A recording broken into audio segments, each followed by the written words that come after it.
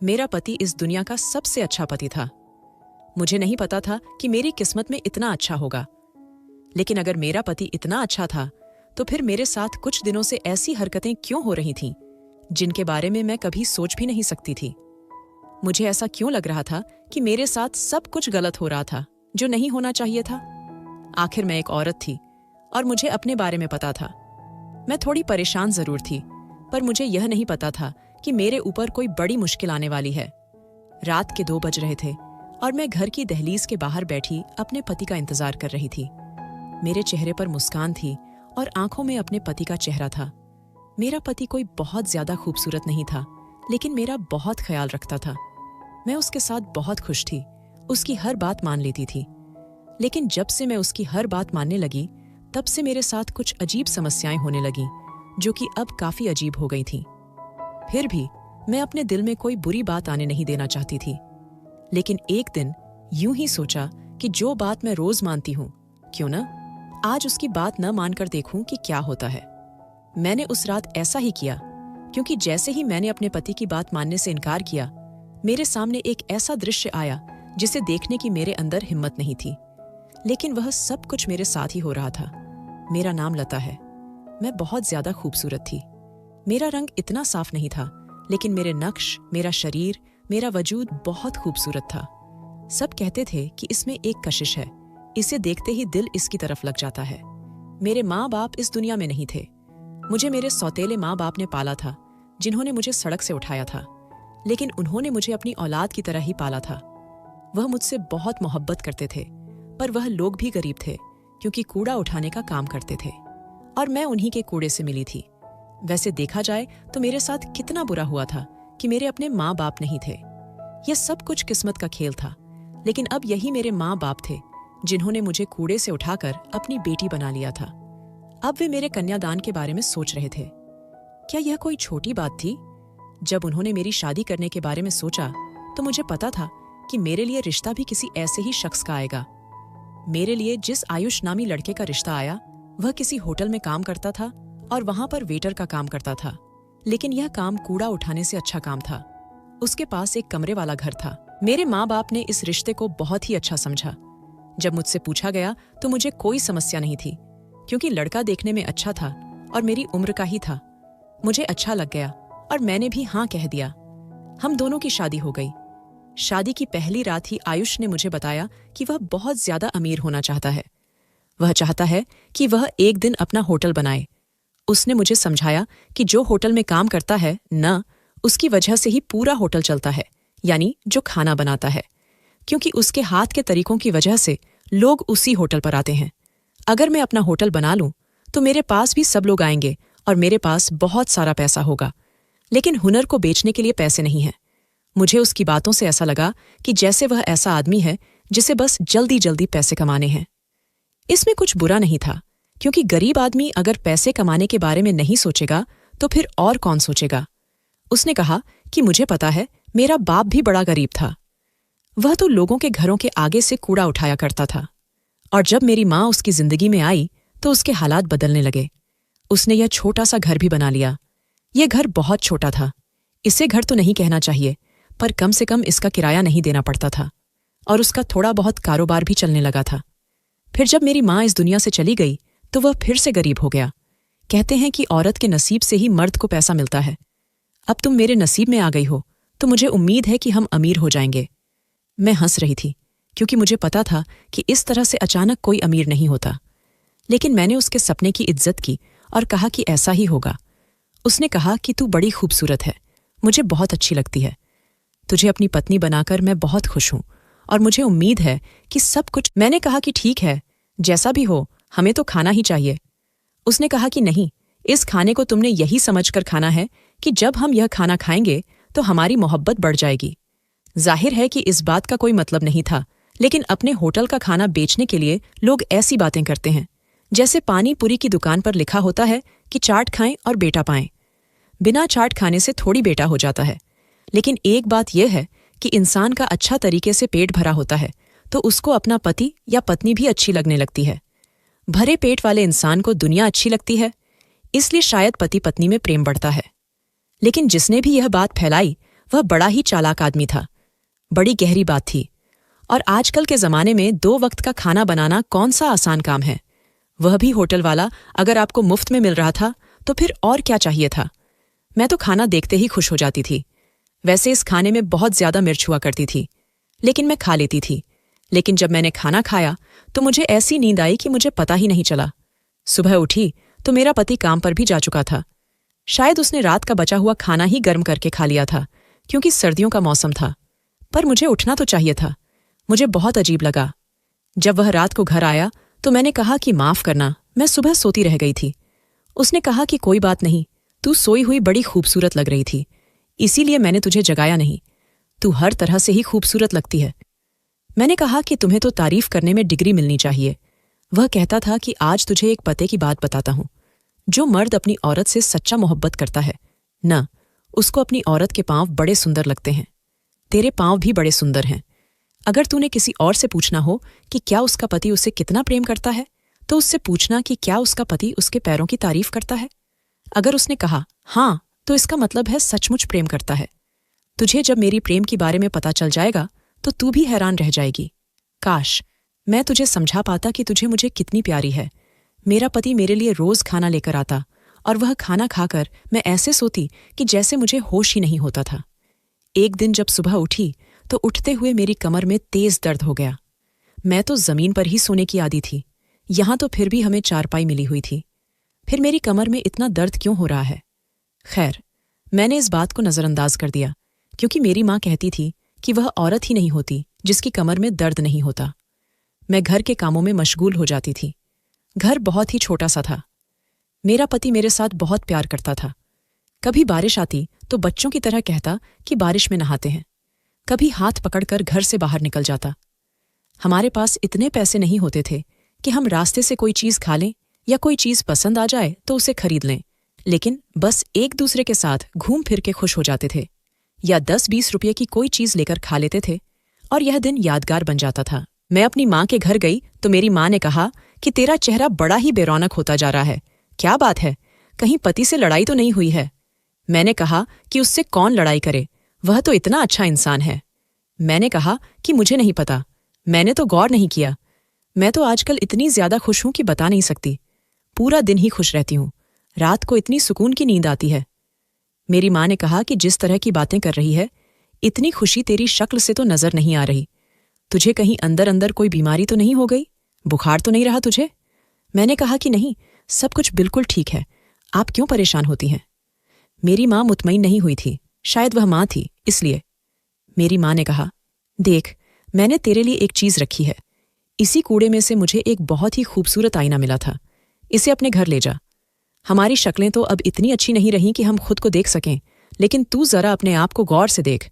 तेरे चेहरे पर पहले जैसी रौनक नहीं है। मैं वह आईना घर ले आई और जब मैंने उसमें खुद को देखा तो मैं थोड़ी हैरान हुई। मेरी आंखों के नीचे काले घेरे पड़ चुके थे और सचमुच मेरे चेहरे पर पहले जैसी चमक नहीं थी। लेकिन मेरी जिंदगी में तो सब कुछ ठीक था। मैं अच्छा खाती थी, अच्छा पीती थी और मेरी नींद भी पूरी होती थी। और सबसे बड़ी बात, आयुष रोज मेरी तारीफ करता था कि मैं पहले से ज्यादा खूबसूरत होती जा रही हूं। अगर ऐसा था तो उसने मुझे यह क्यों नहीं बताया? जब मैंने यह बात उससे कही तो उसने कहा, हर माँ बाप यही समझते हैं कि उनके बच्चे खुश नहीं हैं या फिर उन्हें कोई समस्या है। बहुत प्यार करते हैं ना? मुझसे पूछ। तू तो पहले से भी ज्यादा खूबसूरत हो गई है। मैंने कहा, मेरी कमर में भी बहुत ज्यादा दर्द रहता है और टांगों में भी। हो सकता है मेरे साथ कोई समस्या हो। किसी सरकारी अस्पताल चलते हैं। उसने इस बात को गोल कर दिया। उसने कहा, नहीं, ऐसे ही अस्पताल जाने की क्या जरूरत है?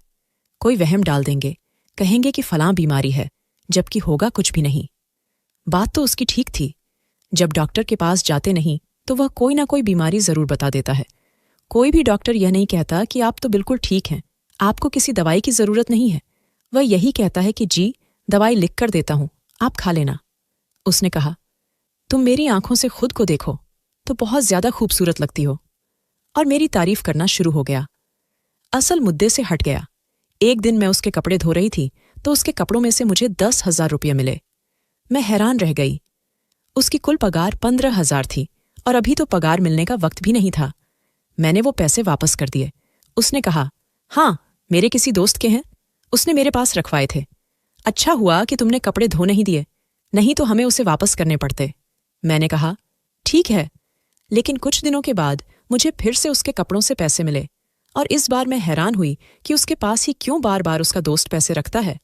और जहां तक मैं जानती थी, उसके सारे दोस्त भी उसी की तरह गरीब थे। तो फिर उनके पास इतने पैसे कहाँ से आते थे? मैंने कहा, जब तक मुझसे मांगेगा नहीं, मैं उसे ये पैसे नहीं दूंगी। मैंने वो पैसे एक तरफ रख दिए। आखिर मैं उसकी पत्नी थी, इतने सवाल जवाब करने का तो मुझे हक था। मैं उन पत्नियों में से नहीं जो यह कहती हैं कि पति बस पैसे लेकर आएं, और जहां से मर्जी लेकर आएं, बस हमारा खाना पीना पूरा करें। मैं तो अपने पति से सवाल जरूर करती कि जो पैसे वह घर में लेकर आ रहा है, कहाँ से लेकर आ रहा है? हराम की कमाई है या हलाल की? अगर हमने हराम खाना होता तो हमारे लिए क्या मुश्किल था? लेकिन मेरे पिता इतनी ज्यादा मेहनत करते थे, धूप हो या सर्दी, कूड़ा उठाया करते थे। इसका मतलब यही था ना कि हमने कभी हराम नहीं खाया था। इसीलिए मेरे अंदर यह सवाल करने की ताकत थी, क्योंकि जो लोग हराम खाते हैं उनके दिल से यह सवाल करने की चाहत भी खत्म हो जाती है। उनकी आंखों पर पर्दा पड़ जाता है। मैंने देखा कि आयुष कुछ बेचैनी में फिर रहा था, इधर उधर कुछ तलाश कर रहा था। कहने लगा, तुम्हें मेरे कपड़ों से कोई चीज तो नहीं मिली? मैंने कहा, नहीं, मुझे तो कुछ नहीं मिला। उसने कहा, अच्छा। वह कुछ तलाश कर रहा था। मैंने कहा, कुछ खो गया है तो मैं मदद कर दूं। क्या चीज गुम हुई है? बताओ मुझे, मैं भी तलाश करती हूं। उसने कहा, ऐसा कुछ नहीं है, लगता है मैं होटल में कोई चीज भूल आया हूं और उसको घर में तलाश कर रहा हूं। 2 दिन गुजर गए, उसने दोबारा मुझसे पैसों के बारे में पूछा ही नहीं। अगर यह किसी के पैसे होते तो वह मुझे तुरंत बता देता कि यह परेशानी है, और कोई अपने पैसे किसी के पास रख के भूल थोड़ी जाता है। इसका मतलब यह था कि वह उसके अपने पैसे थे, लेकिन उसके पास इतने पैसे कहाँ से आए थे? अब तो इस बात को 2 हफ्ते गुजर गए थे। मेरी तबीयत बहुत ज्यादा खराब रहने लगी थी। अभी मेरी उम्र ही क्या थी, लेकिन मुझे ऐसा लगता था कि जैसे मैं कोई बूढ़ी औरत हो गई हूं। न मुझ में दम था, न मेरे हाथों में। मुझे पूरा दिन सुस्ती रहती थी, नींद आती रहती थी। और एक बात बहुत अजीब थी कि जितनी मोहब्बत आयुष को मुझसे थी, उतना ही वह मुझसे दूर दूर रहता था। हमारा कोई ऐसा पागलपन वाला रिश्ता था कि एक दूसरे के प्रेम में पागल हैं, लेकिन तारीफ तो वैसे ही करता था जैसे मेरा दीवाना है। पर उसके रवैये में यह दीवानगी नजर नहीं आती थी। बस सीधा साधा सा रिश्ता था हमारा। लेकिन जब तारीफ करने बैठता तो ऐसा लगता था कि उसे मेरे अलावा कोई नजर ही नहीं आता। मुझे उसकी यह हरकतें बहुत परेशान करती थीं। कभी कभी ऐसा लगता था कि जैसे बहुत ज्यादा प्रेम करता है, और कभी कभी ऐसा लगता है कि बस बर्दाश्त कर रहा है। यह कैसा रिश्ता था हमारा? मैंने एक दिन आयुष से कहा कि मेरी तबीयत बड़ी खराब रहती है, कहीं मैं मां तो नहीं बनने वाली। इस बात पर वह चौंक गया और उसने कहा, नहीं, तुम मां नहीं बन सकती। मैंने कहा, क्या मतलब? उसने इस तरह का रिएक्शन दिया कि जैसे उसे यकीन था कि मैं कभी मां नहीं सकती, और थोड़ा घबरा भी गया। मैंने कहा, तुम्हें क्या हो गया है? हमारी शादी को 4 महीने हो गए हैं, क्यों मां नहीं बन सकती मैं? शादी के बाद यही सब कुछ तो होता, और मैं तो मां बनना चाहती हूं। हमारा कौन सा खर्चा है? खाना तो तुम बाहर से लेकर आते हो, जैसे तैसे करके पाल ही लेंगे बच्चे को। मेरी कमर और टांगों में बड़ा दर्द रहता है, मेरी शक्ल भी बेरौनक सी हो रही है। मेरी माँ कहती थी कि जब औरत माँ बनने वाली होती है तो उसकी शक्ल बेरौनक हो जाती है, आंखों के गिर्द हल्के भी पड़ रहे हैं। मुझे पूरा यकीन है कि मैं माँ बनने वाली हूं। जब मैंने यह बात की तो वह बड़ा परेशान हो गया। उसने कहा, ठीक है, डॉक्टर के पास चलेंगे। पहले तो वह कहता था कि डॉक्टर के पास जाना ही नहीं है, लेकिन अब फौरन मान गया। यह बात भी बड़ी अजीब थी, लेकिन मैंने कहा कि चलो, मान तो गया। पता नहीं क्या बात थी, क्या वैसे बच्चों को पसंद नहीं थे? हाँ, हम लोग गरीब थे, लेकिन जहां हमारा गुजारा हो रहा था वहां बच्चे का भी गुजारा हो जाता। बच्चे तो वे लोग भी पैदा करते हैं जो सड़क पर रात गुजारते हैं, और हमारे पास तो फिर भी सर छुपाने की जगह थी। हम लोग अगले दिन ही डॉक्टर के पास चले गए। डॉक्टर ने कहा कि आप टेस्ट कराएं। टेस्ट की रिपोर्ट आने में आधा घंटा था। यह सरकारी अस्पताल था। वह बार बार उठ जाता और पूछता कि रिपोर्ट कब आएगी। यहां तक कि उसे लैब वाले ने डांट दिया और कहा, भाई, तुम्हारा परेशानी क्या है? जब तुम्हें कहा है कि आधे घंटे में रिपोर्ट आ जाएगी तो तुम्हें किस बात की बेचैनी है? मैंने उससे कहा, क्या हो गया, इतने परेशान क्यों हो रहे हो? तुम तो कहते थे तुम्हें बच्चे पसंद नहीं हैं। उसने कहा, मेरे साथ अभी बातें नहीं करो, घर जाके बात करेंगे। जब रिपोर्ट आ गई तो रिपोर्ट मेरे हाथ में थी। हम दोनों ही इतने पढ़े लिखे नहीं थे कि हमें पहले से पता चल जाता कि रिपोर्ट में क्या लिखा हुआ है।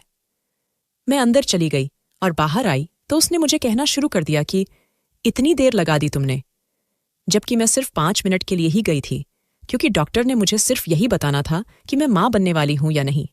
उसने कहा, क्या कहा है डॉक्टर ने? तुम मां तो नहीं बनने वाली हो। वह तो इस तरह से कह रहा था कि अगर मैं मां बनने वाली हूं तो कोई बहुत बड़ी कयामत आ जाएगी। बोलो भी, बताती क्यों नहीं हो? जुबान पर छाले पड़ गए हैं। मैंने कहा, किस तरह से बात कर रहे हो? आज तुम्हारी मीठी जुबान को क्या हो गया? उसने कहा, मुझे सीधा सीधा बताओ, नहीं तो मैं यहीं पर छोड़ के घर चला जाऊंगा। मैं तो हैरान ही रह गई। मैंने कहा, घर जाकर बताऊंगी। वह सारे रास्ते मुझे बातें सुनाता रहा, क्योंकि हम पैदल ही जा रहे थे। मैं तुझ पर हैरान हो रही थी, कैसे क्या हो गया? अचानक से ही तुम तड़ाक पर आ गए। कहने लगा कि दिमाग की दही ना कर, बेवकूफ औरत, सही सही बता दे, क्या बात है? क्यों इतना भाव खा रही है तू?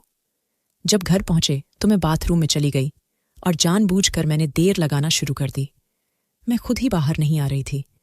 मुझे तो यह समझ नहीं आ रहा था कि यह इतना परेशान क्यों हो रहा है। मैंने कहा, इसे थोड़ा और बेचैन होने देती हूं। यहां तक कि उसने दरवाजा ही पीटना शुरू कर दिया और अब उसने मुझे गुस्से से कहा, तुमने क्या ड्रामे बना रखे हैं? जब तुम्हें इस बात का पता है तो मुझे बता क्यों नहीं देती?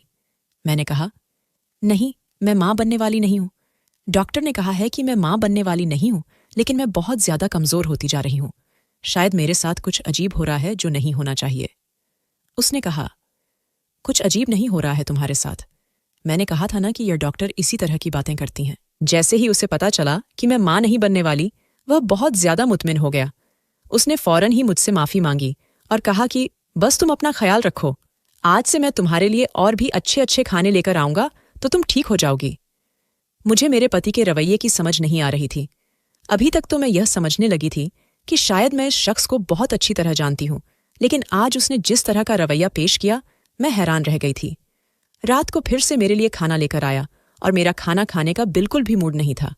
मैंने कहा, क्या तुम्हें बच्चे पसंद नहीं हैं? उसने कहा, पागल हो, मुझे बच्चे बहुत पसंद हैं और मैं चाहता हूं कि हमारे बच्चे पैदा हों, लेकिन इस गरीबी की जिंदगी में नहीं। मैंने कहा, हम लोग जो भी कर लें, हम ज्यादा से ज्यादा कितना अमीर हो जाएंगे?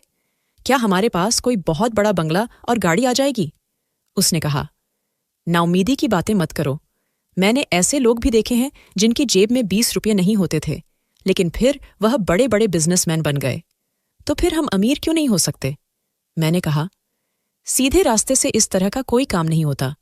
ऐसे कामों के लिए उल्टे रास्ते पर जाना पड़ता है। 2 वक्त की रोटी पूरी करना ही इतना ज्यादा मुश्किल है। हलाल की कमाई से सिर्फ पेट भरता है। जो सपने तुम देख रहे हो, वह सिर्फ हराम की कमाई से ही पूरे होते हैं। इस बात पर वह खामोश हो गया। मैं अभी तक हैरान थी कि उसका मूड अचानक कैसे बदल गया, जैसे चैनल बदल जाता है। मैंने कहा, मुझे भूख नहीं है, मुझे खाना नहीं खाना है। फिर भी वह मुझे अपने हाथों से निवाले बनाकर खिलाने लगा। थोड़ी देर पहले वह ऐसी बातें कर रहा था जैसे मेरी जान ले लेगा। यह किस तरह की हरकत थी?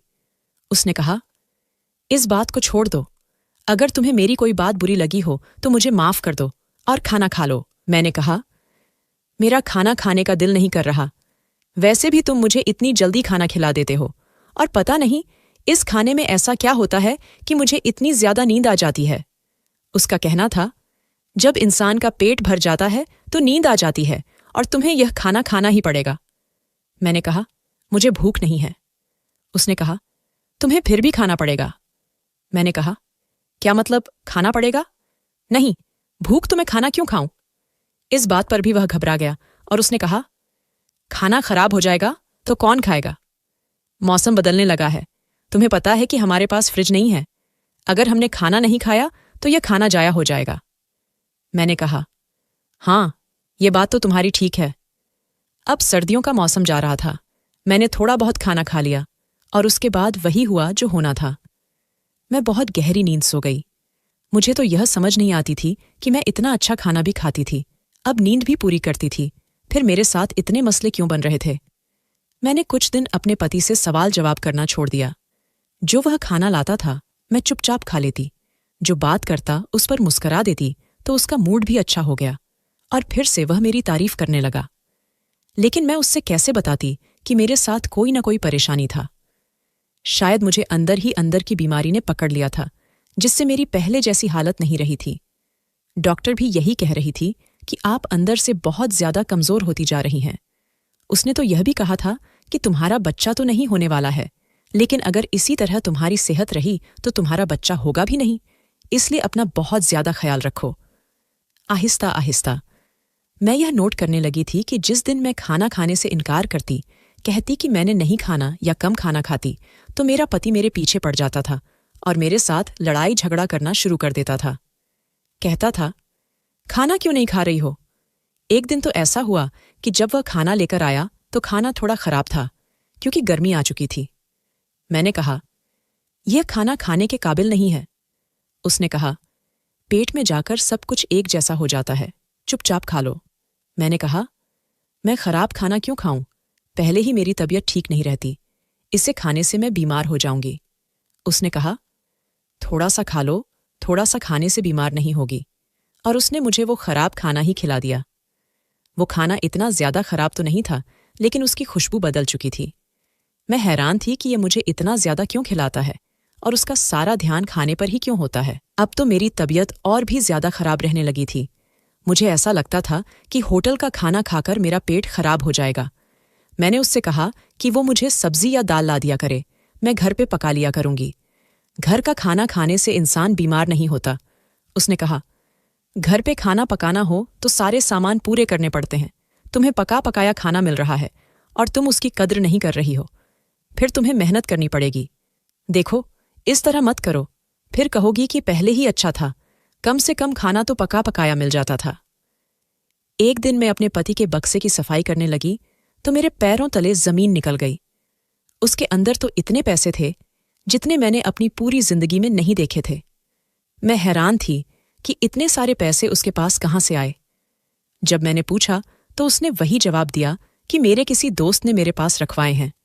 मैंने कहा, तुम्हारे दोस्त क्या इतने ज्यादा अमीर हैं और तुम पर कुछ ज्यादा ही भरोसा नहीं करते? उसने कहा, क्यों, मैं भरोसे के काबिल नहीं हूं क्या? मैं इस बात पर खामोश हो गई क्योंकि मुझे कुछ गड़बड़ लग रही थी। मुझे आजकल अपने पति की शक्ल देखकर अजीब सा लगने लगा था। ऐसा लगता जैसे कोई बहुत बुरा इंसान है और उसके चेहरे पर नहूसत है।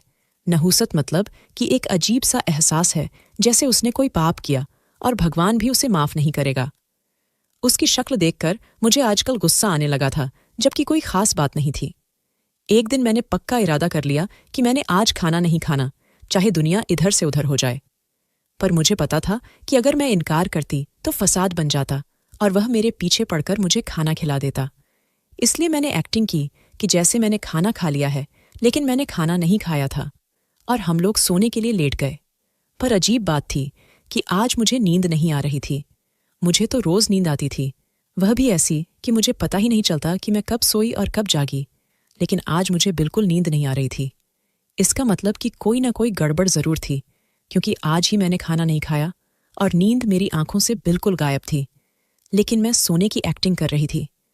थोड़ी देर के बाद मेरा पति उठा और बाहर चला गया। मुझे लगा कि बाथरूम में गया है, लेकिन यह देखकर हैरान रह गई कि वह घर से ही बाहर निकल गया था। उस वक्त घर से बाहर उसका क्या काम था? आधा घंटा गुजरा, वह वापस ही नहीं आया। मैं उठकर बाहर जाने लगी। जब मुझे हलचल की आवाज आई तो मैं फिर से सोने का नाटक करने लगी। मेरा पति वापस आ गया था, लेकिन यह महसूस करके मैं हैरान रह गई कि वह अकेला नहीं था, उसके साथ कोई और आदमी भी था। उसने कहा, ये लो सेठ, मैंने वादा किया था। लिस्ट तो बड़ी लंबी थी, लेकिन आपका नंबर जल्दी आ गया, इसलिए एक्स्ट्रा पैसे लूंगा। उसने कहा, जिस दिन मर्जी पैसे ले लेना। ये लोग अजीबोगरीब किस्म की बातें कर रहे थे। यह शख्स कौन था? मेरे कमरे में क्या कर रहा था? मेरा पति उससे क्या बात कर रहा था? यह समझने में मुझे तब आसानी हुई जब मेरा पति कमरे से बाहर चला गया और किसी ने दरवाजा बंद कर दिया। कोई मेरे बिस्तर के ऊपर आकर बैठ गया। मैंने आंख खोली तो मेरा पति नहीं था। मैंने चीखना चिल्लाना शुरू कर दिया और करीब पड़ी हुई प्लेट उठाकर उस शख्स के सिर पर दे मारी, क्योंकि वह मेरे करीब आने की कोशिश कर रहा था। उसको चोट लग गई और वह अपनी इज्जत बचाकर वहां से भाग गया। मुझे सारी कहानी समझ आ गई थी। मेरा पति कमरे में आया तो मैंने उससे कहा, अच्छा, ये सब कुछ कर रहे थे तुम मेरे साथ? मुझे इस्तेमाल करके तुम अमीर होना चाहते थे? मैंने तुम्हें क्या समझा और तुम क्या निकले? मैं तुम्हें माफ नहीं करूंगी। मेरी हालत बहुत बुरी हो चुकी थी।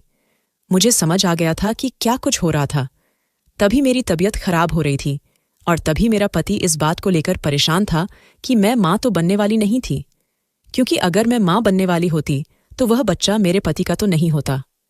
मैं वहां से आधी रात को ही भाग उठी और अपने घर चली गई। अपने माँ बाप को यह सब कुछ बता दिया। हम लोग वैसे तो गरीब थे, लेकिन अपनी इज्जत तो नहीं बेच सकते थे। सुबह सुबह ही पुलिस के पास चली गई और पुलिस को भी सब कुछ बता दिया। मेरा पति ज्यादा से ज्यादा क्या कर सकता था? मजबूर होकर उसने मुझे छोड़ देने का फैसला कर लिया और पुलिस को भी कुछ देकर बच गया, लेकिन मेरी जिंदगी से निकल गया। मेरे साथ जो भी हुआ वह बहुत बुरा हुआ। मैंने उस शख्स को अपना सब कुछ समझा और वह मुझे ही इस्तेमाल कर रहा था। वह खाने में नींद की दवा मिलाया करता था और उसके बाद मेरे लिए ग्राहक लेकर आता था। मैं सोच भी नहीं सकती थी कि वह मेरे साथ ऐसा करेगा। अभी भी उसके बारे में सोचती हूं तो खून खौलने लगता है। मेरे माँ बाप भी बहुत परेशान हो जाते और हम गरीब लोग हैं, इतना ही कर सकते थे, इससे ज्यादा कुछ नहीं कर सकते थे। अब तो किसी पर भरोसा करने का दिल ही नहीं करता। अपने माँ बाप के साथ ही रहती हूँ, जो भी रूखी सूखी मिलती है खा लेती हूँ, लेकिन इज्जत की जिंदगी गुजार रही हूँ। काश कि मेरे माँ बाप ने इतने घटिया इंसान के साथ मेरी शादी ना करवाई होती, लेकिन उन्हें क्या पता था कि यह ऐसा निकलेगा। इंसान के साथ जब तक आप रहते नहीं, आपको पता नहीं चलता कि वह कैसा है। बस जो मेरे साथ हुआ वह किसी के साथ भी ना हो, मेरी तो यही दुआ है। एक बात आप लोग भी याद रखें कि जो भी चीज जरूरत से ज्यादा बढ़ जाए वह नुकसान देती है। मेरे पति का मेरी जरूरत से ज्यादा तारीफ करना एक धोखा था और मैं समझती थी कि मुझसे बहुत प्रेम करता है, और ऐसे धोखे में फंसकर अपना सब कुछ गंवा बैठी। दोस्तों, वीडियो कैसा लगा कमेंट करके जरूर बताएं। वीडियो को लाइक और चैनल को सब्सक्राइब जरूर करें।